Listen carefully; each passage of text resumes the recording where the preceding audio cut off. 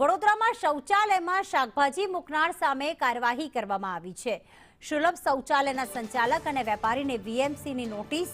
ખંડેરાવ માર્કેટના સુલભ શૌચાલયમાં શાકભાજી મૂક્યા હતા। મ્યુનિસિપલ કમિશનર અને મેયર બેસે છે ત્યાં જ આ માર્કેટ આવેલું છે।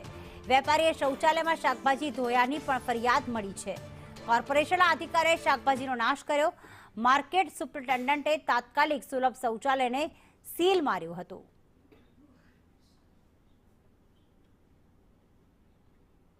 તો મ્યુનિસિપલ કમિશનરની જે કચેરી છે ત્યાં જ આ બાજુમાં માર્કેટ આવેલું છે। સુલભ શૌચાલયમાં આ પ્રકારે શાકભાજી ધોવામાં આવી। વેપારી દ્વારા ત્યાં જ મૂકવામાં આવ્યો આ માલ મૂકવામાં આવ્યો હતો તેવા દ્રશ્યો પણ સામે આવી રહ્યા છે।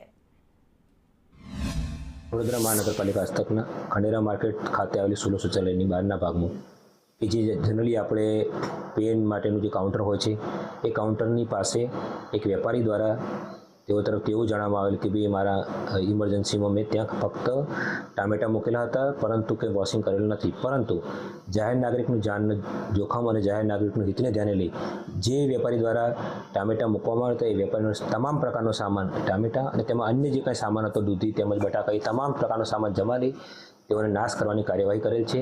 સાથે સાથે જે સુલભ શૌચાલયના જે કંઈ એમના સુપરવાઇઝર હતા તેઓ દ્વારા આ વેપારીને ડાયરેક્ટલી ઇનડાયરેક્ટલી સહયોગ કરી અને જે રીતે માલ સામાન મૂકવાનું હેલ્પ કરી હતી તો એ સુલભ શૌચાલય પણ તાત્કાલિક